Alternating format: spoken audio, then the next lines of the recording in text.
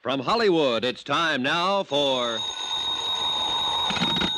Johnny Dollar. This is Don Taylor down at Tri-State, Johnny. Hello, Don. Happy New Year. Belated, of course. Same to you, Johnny.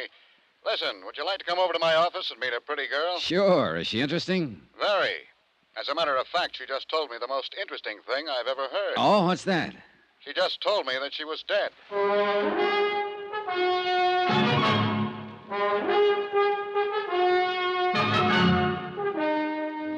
Tonight and every weekday night, Bob Bailey in the transcribed adventures of the man with the action-packed expense account, America's fabulous freelance insurance investigator. Yours truly, Johnny Dollar.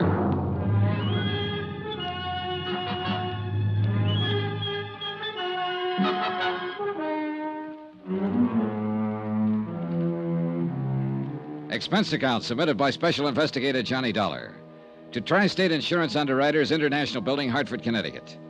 The following is an accounting of expenditures during my investigation of the McClain Matter.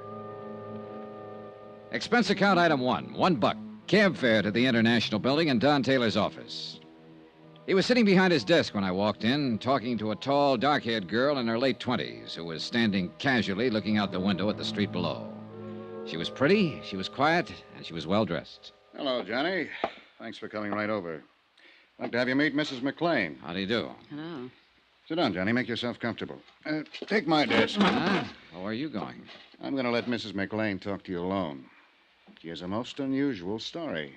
Yeah, something about being dead, isn't that what you said? Yes, something about being dead. Mrs. McClain, Mr. Dollar will be handling this matter for Tri-State. I wish you'd tell him exactly what you've just told me.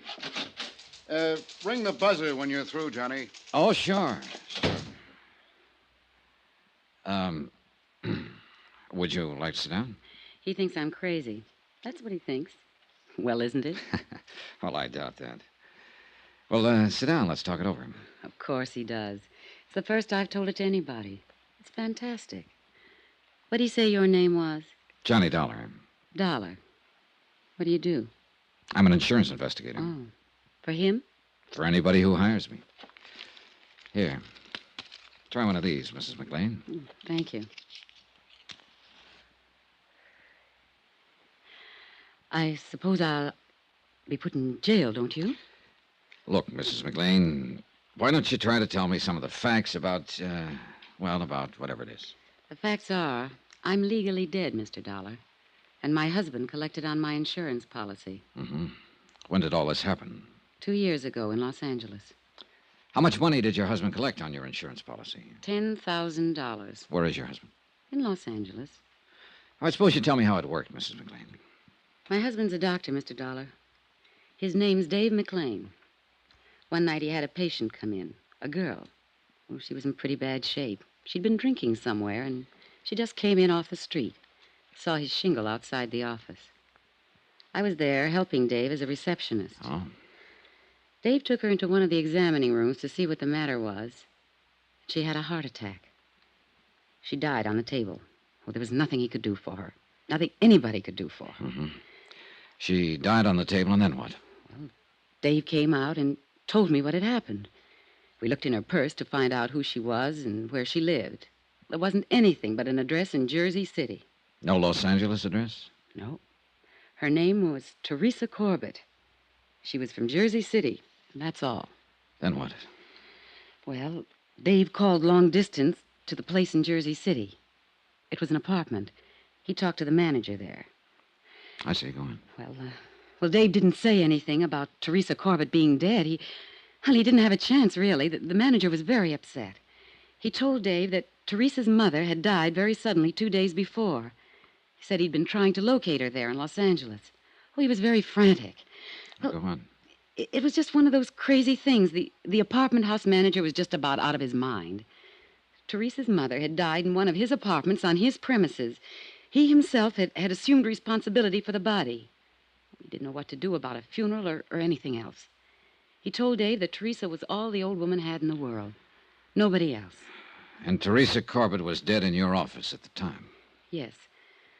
Well, Dave hung up. I didn't know what he was thinking at first, and then he said to me, "We're in luck." Hmm.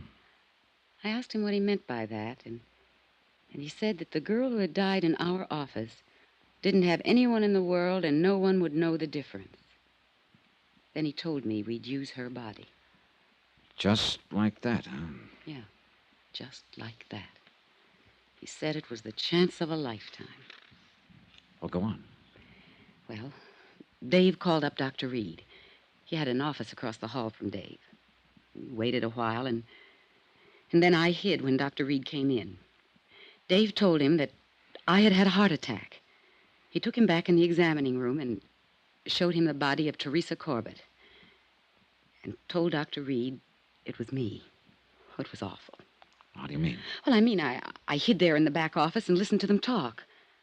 They tried oxygen on the girl and shots and everything else. But it was too late. Dave knew it was too late.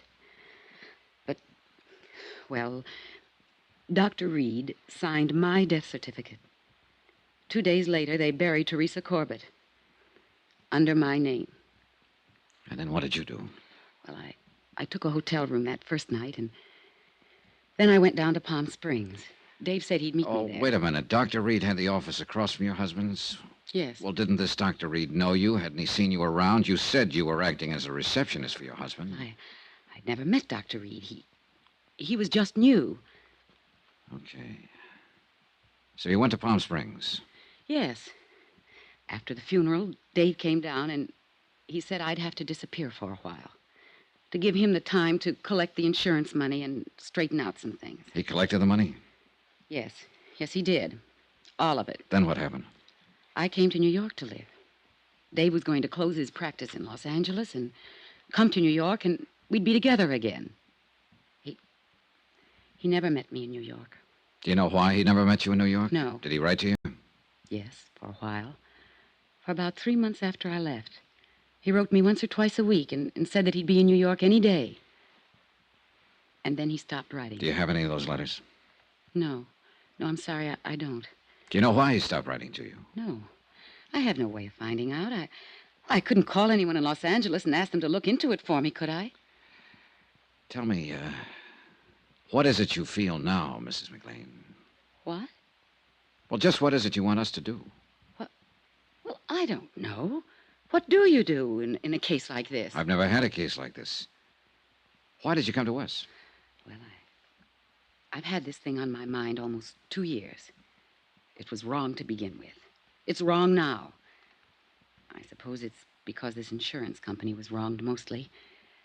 My husband and I cheated them out of $10,000. At least my husband did. What about this Dr. Reed? Well, he didn't have anything to do with it.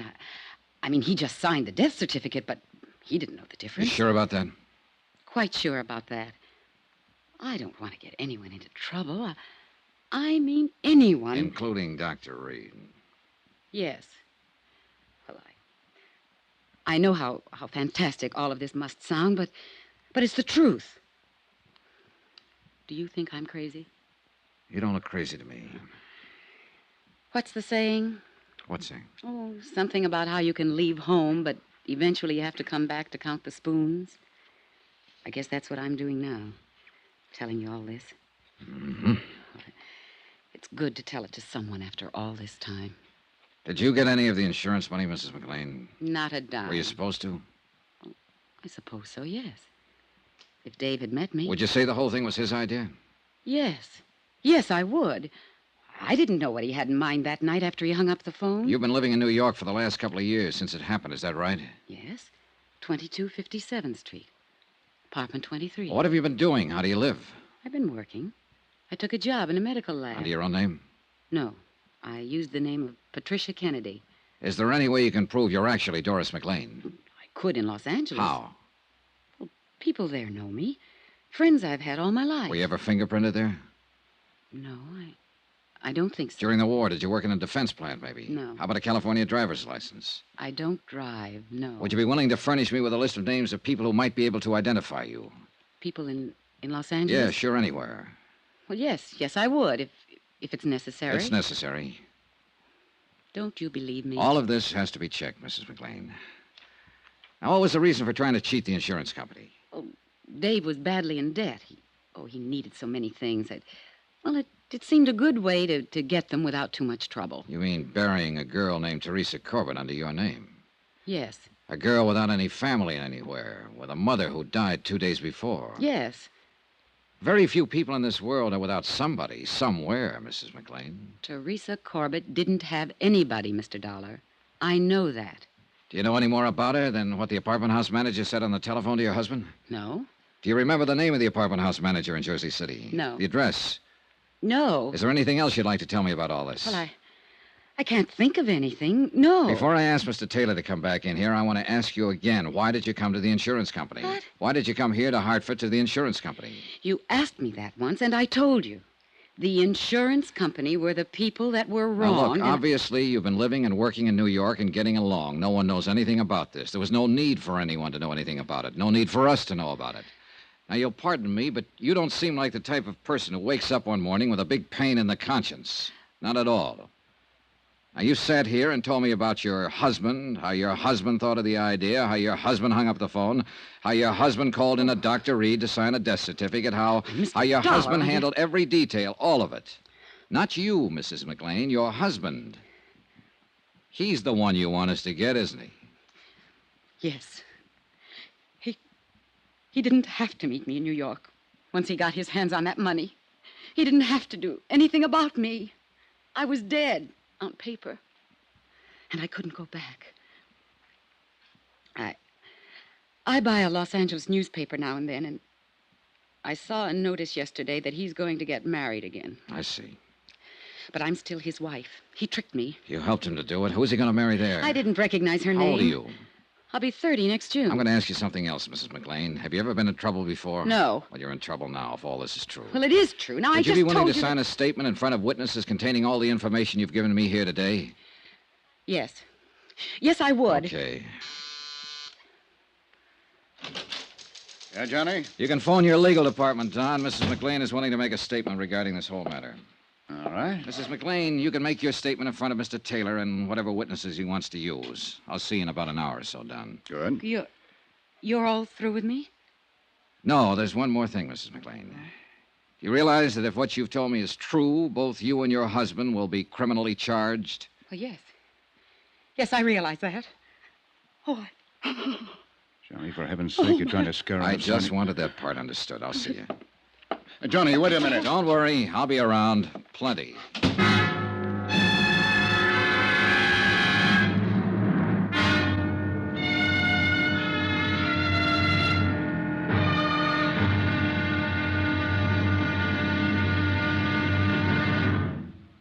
Now, here's our star to tell you about tomorrow's intriguing episode of this week's story. Tomorrow, some well-thought-out lies, well, believe it or not, they come true. Join us, won't you? Yours truly, Johnny Dollar.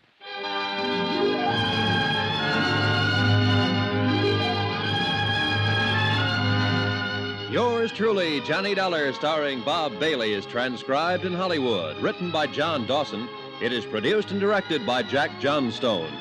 Be sure to join us tomorrow night, same time and station, for the next exciting episode of Yours truly, Johnny Dollar. Roy Rowan speaking.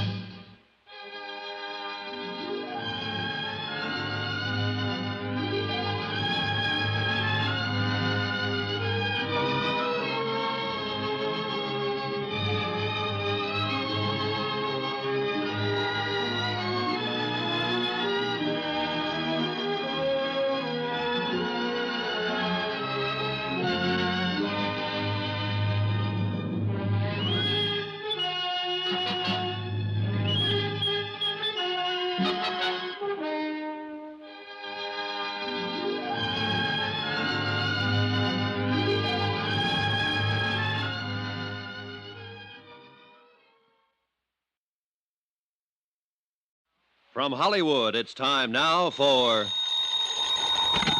Johnny Dollar. Don Taylor, what do we do about Doris McClain? Find out if she's telling the truth about being legally dead and having her husband collect her insurance, Don? No, Johnny. I mean right now. You can't press any charges against her or him until we get some facts. Well, she gave us a statement admitting everything. Can't we file charges on that? I'd rather not. Huh? Why? Oh, just a feeling. Call it a hunch if you like. Now, wait a minute. Don, I don't think she's told us the truth.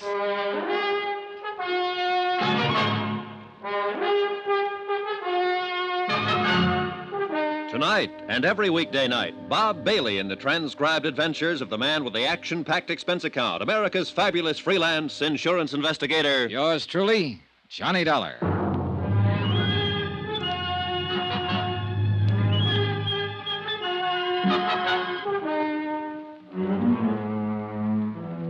Expense account submitted by Special Investigator Johnny Dollar to Tri-State Insurance Underwriters International Building, Hartford, Connecticut. The following is an accounting of expenditures during my investigation of the McClain Matter. A dead girl who was very much alive. Expense account, item 2, $5. Lunch at a little place called the Copper Kettle for myself and Don Taylor. I think we should act, Johnny. Yeah, well, I don't. Not yet. Look, I listened to her whole story. You listened only a part of it, so get this. She was married to a doctor in Los Angeles, Dr. David McClain. Yeah. One night, 2 years ago, a girl named Teresa Corbett walked into his office, a little drunk and a little sick. She had a heart attack. She died.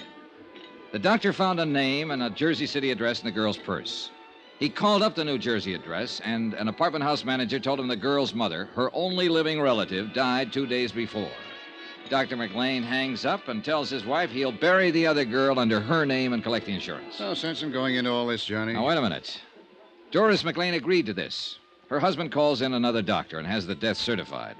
Doris McClain goes to New York. Her husband collects the insurance. But didn't meet her in New York, as he said he would. 2 years ago this happened, Don. Today she comes in and says, I'm tired of waiting for him. We cheated you. Do something to us. She also said she'd read a notice that her husband's going to marry some other girl. Makes sense to me. Yeah, well, not to me, Don. At least not all of it. Why? Why not? What are you looking for? The holes, and there are plenty of them, Don.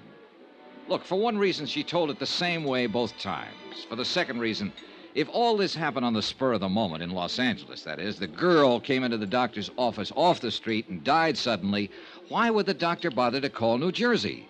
Why wouldn't he call the Los Angeles police, for instance? Because he had the insurance thing in mind? Well, what do you think? Now, look, Johnny, I think you're pushing too hard in here. I'm trying to tell you what we're up against. All we have to do is verify her story. Yeah, well, there's something cockeyed in the way it comes out. According to Mrs. McClain's statement, the doctor thought of the insurance trick as he went along. That is, after he called Jersey City and found out the dead girl in his office had no one else in the world because her mother had died a couple of days before. After he saw he had a good chance. Yeah? He wouldn't have known he had a chance to pull the trick if he'd done what he was supposed to do and called the Los Angeles police. Yes, but... Now, that's important. And look, here's another thing. Mrs. McClain says she was acting as receptionist in his office when this strange girl came in. Now, I don't know about you, but every receptionist I've ever seen in a doctor's office will ask you your name and address before you see the doctor. Mrs. McClain didn't do that at all. But... They'll get your name and address unless they already know it. Where's Mrs. McClain now? Over at the New Hartford Hotel. I asked Sam Benson to keep an eye on her until we file charges and take her into custody. Well, you can call him off. Now, look here, Johnny. Every word she has told us will have to be verified before we can take any action like that. Every word. I don't know whether I want you to handle this or not. It's okay with me. Either way. Now, wait, Johnny. You want some more coffee? No, thanks. Let's not argue anymore. Okay, let's not. Mrs. McClain admitted she helped her husband cheat us out of $10,000. We've got that on paper. Look here. I made a check on the policy. We issued a straight life policy in Doris Mary McClain in Los Angeles, April 23rd, 1945. According to our records, Mrs. McClain passed away February 1st, 1954. Yeah. Claim was filed by the beneficiary, husband, David Earl McClain, M.D., February 4th, and paid off on the 10th. $10,000 full claim. Here you are. Uh-huh. That's a photostat of the death certificate attached. Yeah. Cause, coronary thrombosis. Now look at that signature. Dr. Willis Reed. That's the same doctor she said her husband called in. I know. What else? Visits about her living and working in New York in a medical lab. This is the name of the place. Mm-hmm. She said she'd used the name of Patricia Kennedy. Well, I put in a call to their personnel manager. I described Mrs. McClain to him, and he said that sounded like her. Checked out. They'd been with him almost 2 years. Yeah, that's about it. Well, I called the airport, and they'll get me out to Los Angeles by tomorrow morning. Thought it'd take a few hours in New York to check some other things out. Sure. That looks pretty definite to me, especially with her statement and all the things she said. So what have you got to worry about, Johnny? All the things she didn't say. Expense account item 3, $38.14. Transportation, Hartford, Connecticut to New York, New York. I checked my bag at Idlewild and took the limousine in as far as the Waldorf. Expense account item 4, $3, cab fare and tip. Number 22, 57th Street. Doris McClain's residence, where she'd lived as Patricia Kennedy, apartment 23. I talked to the manager. This is her apartment, Mr. Dollar. I see. How long has she lived here? Moved in, 2 years ago next month, March 1954. Good tenant? Very quiet. Ever talk to her? Not much. Christmas time, we had a drink together down in my apartment with my wife. First time I knew she worked in a medical laboratory. Mm-hmm. Does she have any friends in the building that I could talk to? Not that I know about. She keeps to herself, minds her own business. May I ask where she is now? In Hartford, Connecticut, at the New Hartford Hotel, if you want to talk to her about anything. I might want to talk to her about you. So? You knock on my door and say you're an insurance investigator and you want to look at her apartment. I saw your credentials and all that, but I don't know about you now. She asked me to investigate a matter. This is part of the investigation.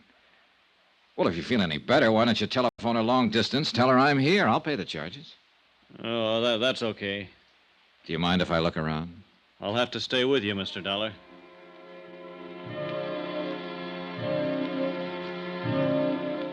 An hour later, I located a Mr. Platt at the Hyde Park Laboratories, where Doris McClain had been working using the name Patricia Kennedy. His answers concerning her conduct, habits, and attitude were identical with those of the apartment house manager. I talked to 3 people who had been working with her in the lab.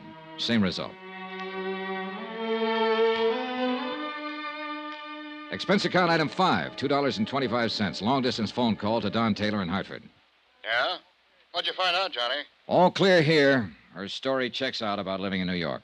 I talked to the coroner's office in Jersey City. Oh? According to their records, a Constance May Corbett, age 61, died there January 27th, 1954. Body unclaimed. County buried her. Coroner's office unable to locate the next of kin, a daughter, Teresa Mary Corbett, believed living in Los Angeles. Well? Well, what do you want me to say? Coincidence or not, this part of it all checks out. Yeah, I'll admit that. Thank you. You're welcome.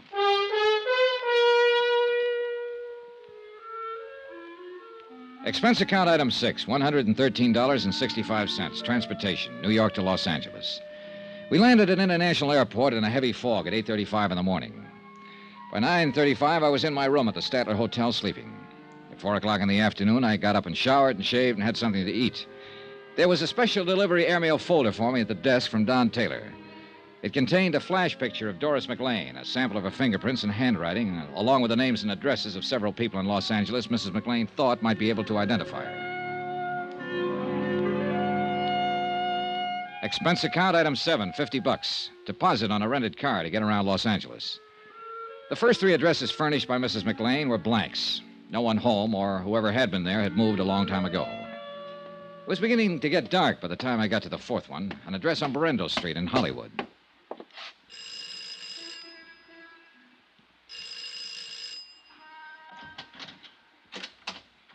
Hello? Hello, I'm looking for Pauline Henderson. What do you want? I want to talk to her for a minute. My name's Johnny Dollar. Well, I'm Pauline Henderson. Oh, may I come in? What's your business? I'm an insurance investigator. Well, I don't have any insurance and I don't want any. Well, it's about a case. Wait a minute, I'll put on a roll. Yeah, sure. Hope you aren't going to try to talk me into buying an annuity or something like that. No, nothing like that, Miss Henderson. Oh, all right. Johnny Dollar, huh? Yeah, that's right. Insurance investigator, did you say? Yes. Come in. I thought maybe you could help me. Well, I'll try. I'm in something of a hurry. Only take a minute, Miss Henderson. I'd like to have you look at this.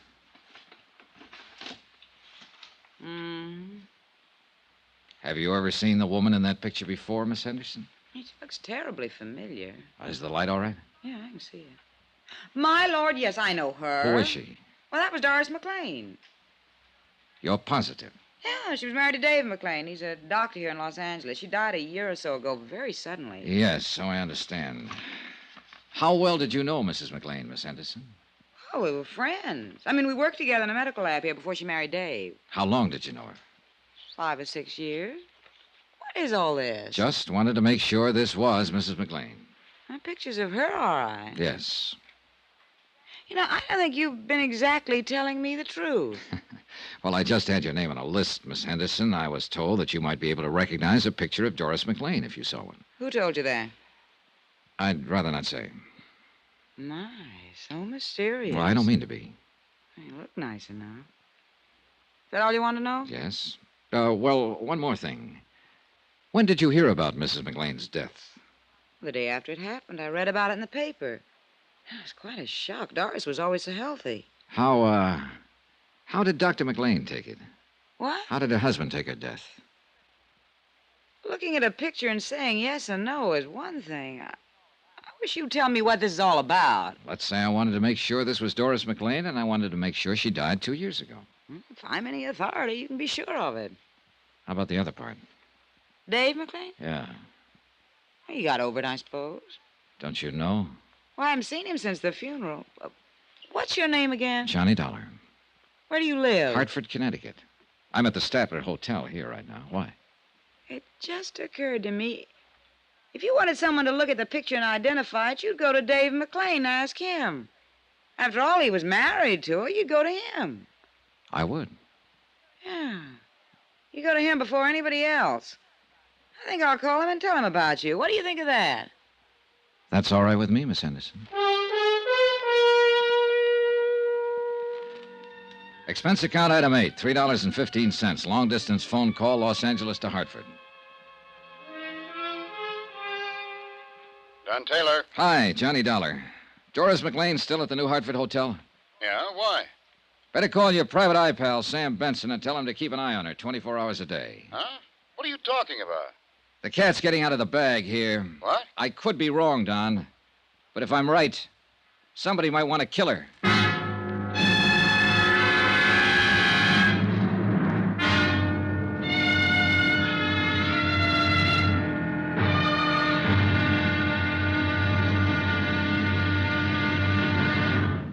Now, here's our star to tell you about tomorrow's intriguing episode of this week's story. Tomorrow, a bit of information about a girl who had a date to die.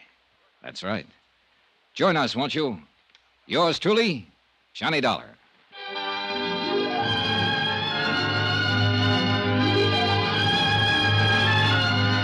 Yours truly, Johnny Dollar, starring Bob Bailey, is transcribed in Hollywood. Written by John Dawson, it is produced and directed by Jack Johnstone. Be sure to join us tomorrow night, same time and station, for the next exciting episode of Yours truly, Johnny Dollar. Roy Rowan speaking.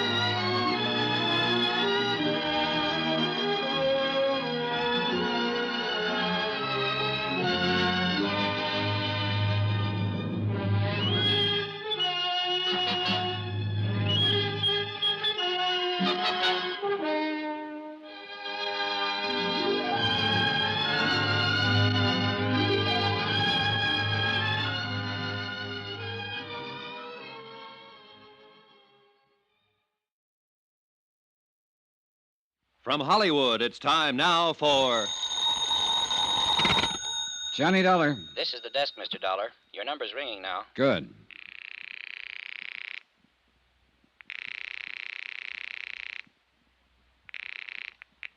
Hello? Hello. I want to talk to Dr. McClain. Who's calling, please? I'm not a patient. I just want to talk to him. This is Dr. McClain. I'm Johnny Dollar. I'm from Hartford, Connecticut. I want to see you. What about? About life and death, Doctor. You must be drunk, whoever you are. Do I come to your office or do I meet you? You come to my office, I'll call the police. Get busy, then. I'm on my way.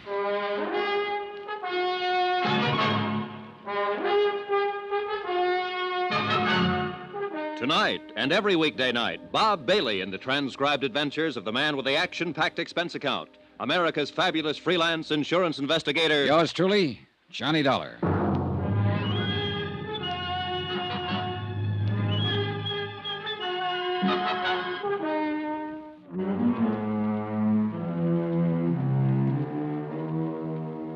Expense account submitted by Special Investigator Johnny Dollar to Tri-State Insurance Underwriters International Building, Hartford, Connecticut. The following is an accounting of expenditures during my investigation of the McClain Matter. Expense account item 10, $4, gasoline for my rented car. I was in the filling station at the Statler Hotel having it filled up when George Riley stepped out from the lobby entrance. Hey, Dollar. Huh, Riley? I came down here to see you. What about? What do you think, what about? All right, get in.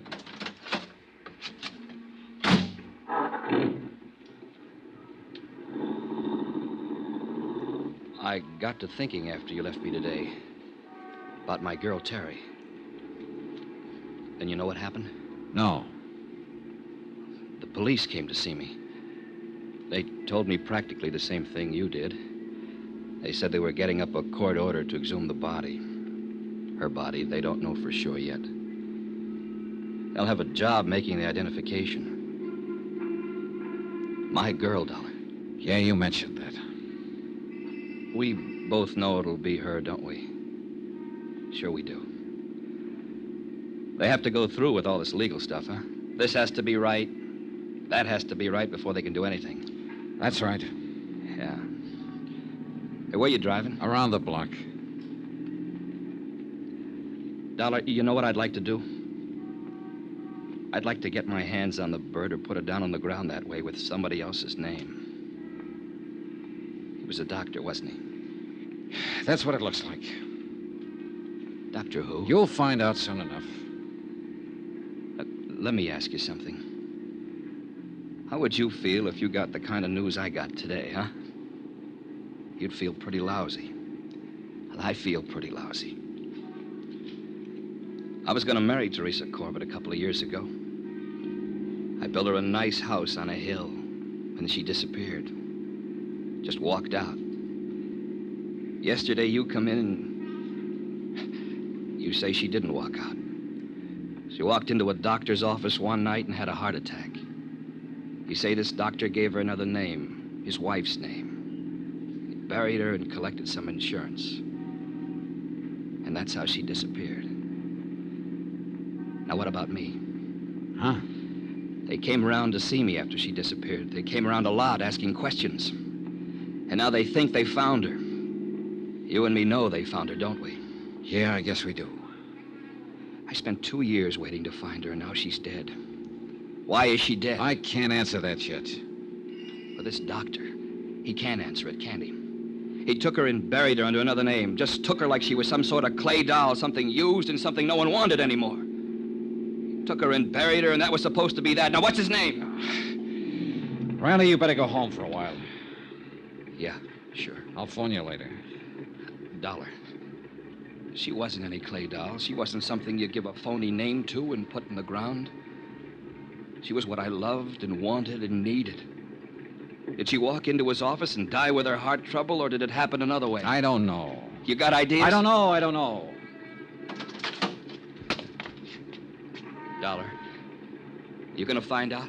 Yes. If you don't find out, I will.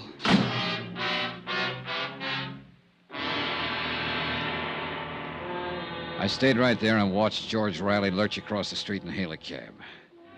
Then I turned back and found the freeway, rode it out to Sunset and all the way to the Pacific Palisades in the office of David E. McClain, M.D. Come in, Mr. Dollar. Sit down. He was a tall, broad-shouldered man in his early 30s. I shook hands with him and sat down. Well, that was a pretty startling telephone call, Mr. Dollar. I confess I was intrigued by it. You said you'd call the police. Well, I didn't. I don't know why I said that, really. But tell me, what is on your mind? I'm an insurance investigator, Doctor. Or didn't a woman named Pauline Henderson call you and tell you I was in town? Pauline Henderson? Pauline Henderson. I don't believe that. A friend of your wife's, Doctor, an old friend who worked with her once. The kind of a woman who would recognize a picture if she saw it. I don't believe I remember her. Then she didn't call you and tell you I was in town. Well, that's all right, too. She said she might do that, though. Don't you want to know why, Doctor? Well, I suppose so. Yes. Why? Because I went over to see this Pauline Henderson the night I got in. She was one on a list of names of people who might know your wife on sight. Oh? She got kind of upset about my going there and asking her questions. I don't blame her. I'm a stranger to her. She finally said she'd tell you about it. I said, go ahead and tell you. And so? You just don't have any questions about anything, do you? I'm completely baffled by this whole thing. What's your point? Don't you really know why I'm here, Dr. McClain? I haven't the least idea, but I can't tell you we're wasting a lot of time. This is a nice office, Doctor. How long have you been here? A year or so? Why? Starting out, it costs quite a bit of money for equipment like this. Rental in a building like this, doesn't it? I don't think that's any concern of yours, Mr. Dollar. I do wish that you'd say what you have to say or do what you have to do and get it over with. I don't know whether you're so anxious at that. Try me. I've been pretty patient with you. You come here and talk about a lot of vague things that I have no connection with at all. You make a strange phone call. You appear as though you're trying to intimidate me. You mention an old friend of my wife's. Pauline Henderson. Yes. What has she got to do with it? Nothing, really, except possibly as a witness. Oh? Witness to what? To an identification. She said she might call you. She was worried about an investigation I'm handling. What investigation is that? I understand you once treated a patient named Teresa Corbett. Teresa Corbett? Last treatment 2 years ago, February 1954. I had offices over in Hollywood in 1954. Are you quite sure that you have the right doctor? I am. Well, I don't remember a patient by that name. What did I treat her for? A heart condition. Oh? Well, we'll soon find out. Corbett, eh? Teresa Corbett. When was this now? February 1954. Well, I don't have anyone by that name in my files, Mr. Dollar, but it must be important if you came all the way to Hartford to ask about it. It's pretty important. Well, she might have come in for some little thing, and in that case, I wouldn't necessarily have a history on her. I understand she came to see you quite a few times. Could it have been another Dr. McClain? It was you. Well, that's funny. Oh, now, wait a minute. 2 years ago. My wife was my receptionist then. She wasn't too good at keeping records. Do you suppose I could talk to her and ask her? My wife is dead, Mr. Dollar. Oh. Sorry I can't be of more help. I thought every doctor kept a record of all his patients if they just came in with a nosebleed. Well, now you see that you're wrong. Now that we've gone through all this, let's get down to business. What do you mean by that? I'll come right out and say it, Doctor. You should have kept a file on Teresa Corbett. You should have kept that one above all things. The fact that you don't have one is going to make me believe a lot of things I haven't really believed up until now. What things? What are you talking about? I'm talking to you about your wife, who isn't dead at all. What? 4 days ago, she came to me in Hartford, Connecticut. She said that Teresa Corbett died in your office one night and that you identified the body as your wife's. What and did what's you more, you collected $10,000 worth of life insurance on her. Here's a picture of the woman who gave me that statement. Is this your wife? Well? All right, I'll tell you. It is your wife, Doris McClain. And she's still very much alive. And the story she told me in Hartford is pretty much the truth. I've never seen the woman in that picture in my life. I ran into one person here in Los Angeles who recognized her right away. I've got a list of 8 more people who'd probably recognize her. I can go to every one of them and get their statements to that effect, but I don't think I need to. I've got a pretty long statement from Doris McClain herself. It tells the whole story. Would you like to read it? No. Then maybe you'd like to make a statement yourself. I have nothing to say, Mr. Dollar. I didn't think you would, Doctor.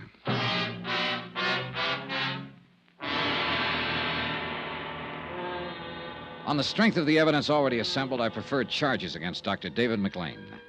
He was taken into custody and arraigned for defrauding an insurance company. He refused to talk at the arraignment and afterwards when he was held in the city jail. Expense account item 11, $2.20, telegram. I wired Hartford advising Don Taylor of the events in Los Angeles. The following morning, I received an answer from him to the effect that he was bringing Doris McClain to Los Angeles. That should have made the case complete. That and the fact that the coroner's office had exhumed the body and it had been identified as Teresa Corbett.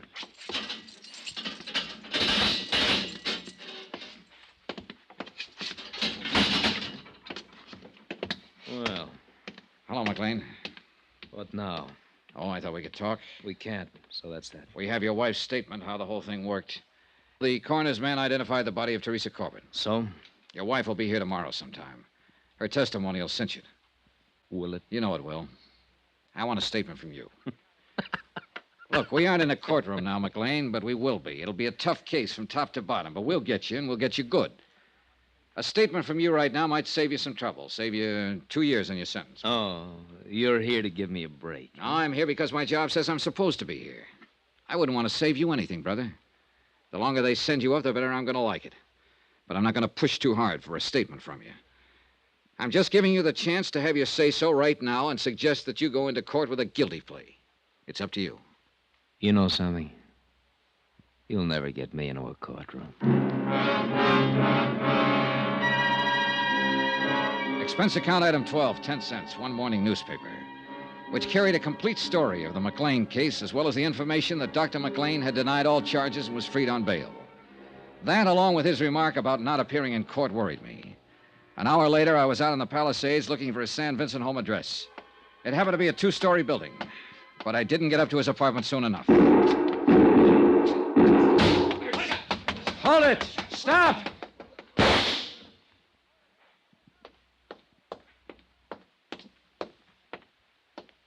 Riley. You don't have to worry about your doctor friend anymore. You fool, you crazy fool. The court would have taken care of him. No. I wanted to do it personally. Oh, Riley. For my girl, Johnny. For my girl.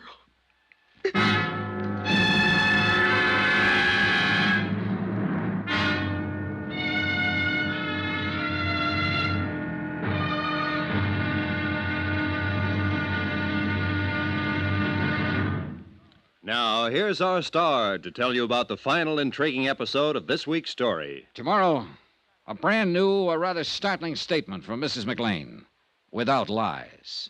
Join us, won't you? Yours truly, Johnny Dollar.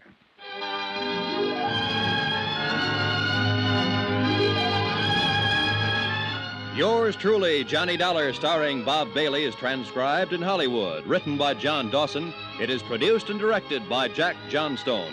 Be sure to join us tomorrow night, same time and station, for the next exciting episode of Yours truly, Johnny Dollar. Roy Rowan speaking.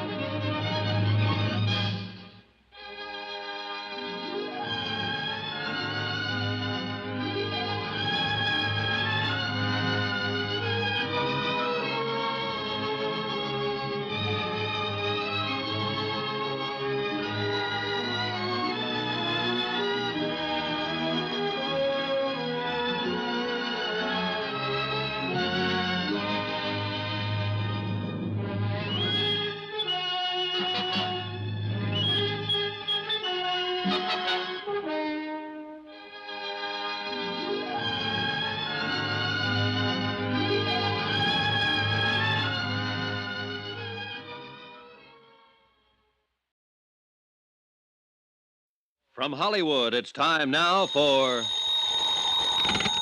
Johnny Dollar, Johnny Don Taylor, are you here in L.A.? with Mrs. McClain. Why didn't you meet my plane? Dr. McClain's been shot. What? Teresa Corbett's boyfriend, a guy named Riley, pumped 3 slugs in him this afternoon. He was afraid McClain might get off. McClain's still alive? He's hanging on, but they don't give him much of a chance. I'm on my way to the hospital right now, L.A. General. Meet you there.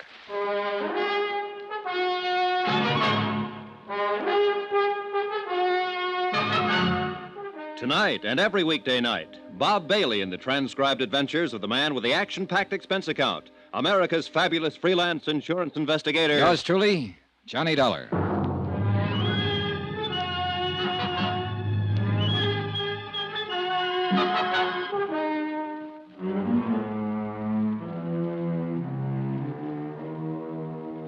Expense account submitted by Special Investigator Johnny Dollar to Tri-State Insurance Underwriters International Building, Hartford, Connecticut. The following is an accounting of expenditures during my investigation of the McClain matter. Expense account item 13, $10, rental, for a tape recording machine which I took with me to the hospital room of Dave McClain. Don Taylor met me in the hall. Hi. Hi. Where's Mrs. McClain? I turned her over to the police. Do you know about this? No. Who's this man, Riley? Oh, just a lonely guy who lost his girlfriend. Let's go. Wait a minute. There's something else, isn't there, Johnny? Oh, I don't know. I think there is, Don. I'm going to try to get it from McClain now. That's why I brought this thing. What'll happen to Riley? He's being held for assault with a deadly weapon intent to kill. If McClain dies, it'll be changed to murder. Mr. Dollar? Yes? You can go in now. This is Mr. Taylor. I'd like him to come in, too. It's all right. This way, please. The nurse led us down to the end of the hallway and into McClain's room. Transfusion equipment was rigged up on one side of him, intravenous on the other. He watched us walk in without a word until he saw me set up the recording equipment. What do you think that's for? You, McClain. That statement we were talking about. What statement? You know how bad off you are. It doesn't make any difference now. Who's this man? My name's Taylor. Police. I'm with Tri-State Underwriters. Oh. You must be a close friend of Doris's. She came out here with him, McClain. How is Doris these days? She's made her statement. Squeeze play. How about you? No. I'm not gonna say a thing. Oh, now, McClain. Tell you what I'll do. We'll talk about it later. There may not be a later. I think there will be. I'm gonna bet on it that way. It's tough, Dal. You struck out again. There's always your wife. She won't tell you anymore. She's got her own troubles. I think you'd better leave now, Mr. Dollar. Yeah.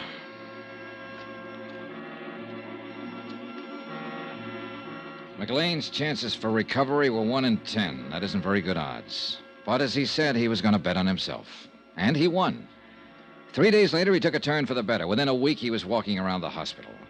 The trial date was set for him to answer charges of defrauding an insurance company. Mrs. McClain was named co-defendant. All set. When do you take off, Don? About 5 minutes. Good night for flying. Yeah. Now, what's the matter, Johnny? Oh, I don't know. This whole case, the people in it, I just don't know. You ought to be satisfied. You've certainly done your job. McClain's are going to stand trial, and there's no doubt they'll be convicted. You testify in court, and that's about it. I know.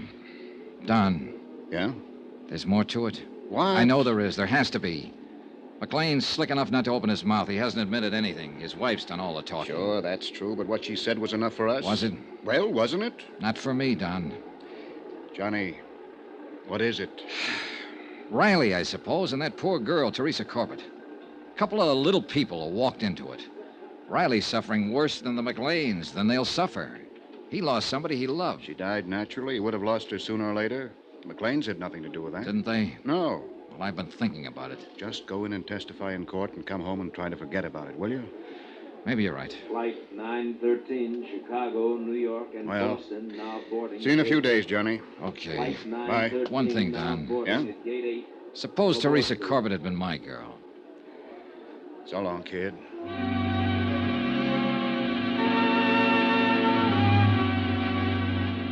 Don Taylor went back to Hartford and left me to wrap up the details and testify in court. The day before the trial, I went over to the county jail to interview Mrs. McClain just once more. Hello. Hello. The uniform isn't too attractive, but they say it's a very healthy life in here. I mean, the regular hours and all. I suppose I should try to get used to it. Yeah. How long will I have to go to prison? Well, that's hard to say exactly, Mrs. McClain. Well, my lawyer said not over 3 years if they convict us. 3 years isn't too long. No. Sit down. Where's my husband? Where's Dave? He was transferred to the county jail today. Is he all right? Seems to be getting along fine. I haven't seen him, you know. You'll see him in court. Oh, I wish it were all over. So do I. But it isn't, is it? Practically. Not at all. Well, what do you mean? So far, we have enough evidence to prove conspiracy against you and your husband, and we'll prosecute to the limit on that. There'll be some other charges against him, the business with the body and so on. Let's not go into that now. But there's something else here I want to get straightened out. This is your statement. Yes. Let me read you this. A girl, whom we later found out to be Teresa Corbett, walked into the office on the night of February 1st, 1954, and complained of feeling ill. She had been drinking. My husband took her into the examining room where she died a few minutes later of a heart condition. Those are your own words on this sworn statement, Mrs. McClain. Yes. Let me go on. I had never seen or heard of Teresa Corbett until that night. I was with my husband when he placed a call to her residence in Jersey City. He spoke with a man there who managed an apartment house and so on. Mrs. McClain, that call was never made. I was in the room when Dave made it. The phone company has no record of it, no bill for it. I mentioned this to you because we are going to mention it at the trial tomorrow. You have my statement. Are you trying to make a liar out of me? The fact remains that call wasn't made. Were you in the examining room when Teresa Corbett died? No, I was in the front office. Isn't it a fact that she was a patient of your husband's before that night? No. I found out, I'll tell you. Teresa Corbett was one of your husband's patients. Why, She came here to live in Los Angeles because of a heart condition she had. He was the doctor she went to see. She just didn't walk in that night and drop dead. If that's true, I didn't know it. That night, you said you were acting as a receptionist in your husband's office. When Teresa Corbett walked in, she must have given you her name when she asked to see the doctor. Well, she didn't. Frankly, I thought she was just a little drunk. She'd been drinking. I could smell it. And you just took her right on back to your husband without asking a name, where she lived, anything about her? Yes. Now, look, Mrs. McClain, a lot of things you've told me and put into this statement are true. They've all been checked and rechecked. That's my job. But some of them just don't make sense. What are you trying to do? You wouldn't have known anything about it if I hadn't come to the insurance company. Maybe that's so. Maybe it would have just gotten by. But you did come to us. And whether you knew it or not, we have to know everything now. Everything, Mrs. McClain. Why do you think we've gone to all the trouble and expense of checking all this? I'll tell you. Because your story was too good to be real. It couldn't happen that way, even though the facts seem to say it could. Why, A girl alone and friendless in Los Angeles dying of a heart attack in a doctor's office. A doctor who needs money and has a wife who's heavily insured. That's too much for me to take. Teresa Corbett was a patient of your husband. She had been for several months. She came in like anybody else. You or your husband took her personal history. And you noticed that she had only one living relative, a mother in Jersey City. Will you please tell me what you're talking about? I'm talking about premeditated, carefully planned murder. That's what I'm talking about. When Teresa Corbett's mother died suddenly, there was nobody left to worry about her. Nobody to ask questions about her anymore, right? That's what you thought, anyhow. But there was a man, George Riley. But he didn't know where to go or who to ask. You didn't know about him. All right. Teresa came in several times, and you and your husband got to know more about her. She was the patsy right from the beginning. Wasn't she? Wasn't she? Yes. Do you want to tell me about it? She had been in to see Dave several times. He knew all about her, where she was from, what family she had. That night, when she came in the office, she wasn't drunk. She hadn't even been drinking. She'd had a telegram. She'd just received word that her mother had died suddenly. She was terribly upset about it. She asked Dave for something to help her sleep. Go on. Well, he took her in the examination room, and he came out a few minutes later to get some drugs, and he said something about her case being a terminal. Terminal? You mean it was hopeless? Well, that's what he said. He said he didn't give her more than 6 months. It wasn't true, Mr. Dollar. She wasn't that sick. Then what? Well, Dave went back to the examination room. I just sat there and waited. I guess I knew what he had in mind. Had you talked about it? Well, we talked... Oh, no, not about what happened then. A few minutes later, he buzzed me to come back to the room. I went back there, and Teresa was lying on the table. She was dead. I knew it when I walked in there. Dave looked very strange. He said that she had had a sudden heart attack and died before he could do anything to help her. You know it wasn't so. Well, there was a hypodermic on the stand. He'd given her something. I just didn't think he'd go that far. Are you sure you hadn't discussed this before? No. I swear he hadn't said a word to me before that night. But he had it all planned. That is, what to do and everything, when I came back to the room. He called Dr. Reed. Dave showed him Teresa and said it was me. Reed signed the death certificates. Yes. When did you leave town? The same night Dave made me. He said he'd handle everything. I accused him of killing her, and he said that she just died there. Well, I guess I was kind of hysterical, but then he said, all right, I did kill her. She didn't have long anyhow. I killed her, and you helped me kill her. Now get out of here and stay out of here. If you ever open your mouth about it, you'll go to the gas chamber with me. Do you want a cigarette? Yes, please. Here you go. Thanks.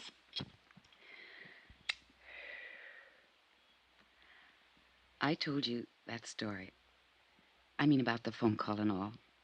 To get back at him. I never thought that I'd tell you this part, too. Oh, I'm glad I did. I'm glad it's all over.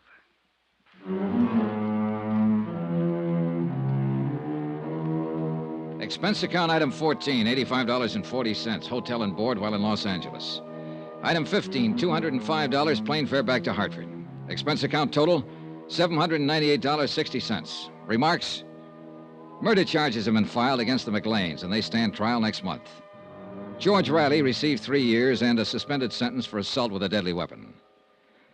I was wrong about practically everything in this case. All the lies came true, but so did the facts. Yours truly, Johnny Dollar.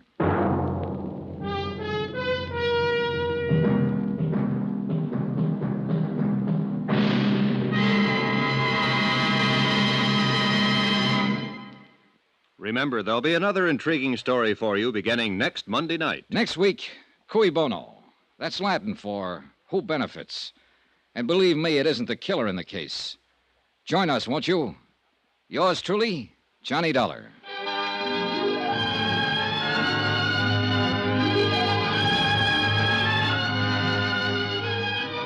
Yours truly, Johnny Dollar, starring Bob Bailey, is transcribed in Hollywood. Written by John Dawson. It is produced and directed by Jack Johnstone. Heard in this week's cast were Lucille Meredith, Betty Lou Gerson, John Stevenson, Bob Bruce, Victor Perrin, Tony Barrett, and Herb Ellis. Musical supervision by Amerigo Marino. Be sure to join us on Monday night, same time and station, for another exciting story of yours truly, Johnny Dollar. Roy Rowan speaking.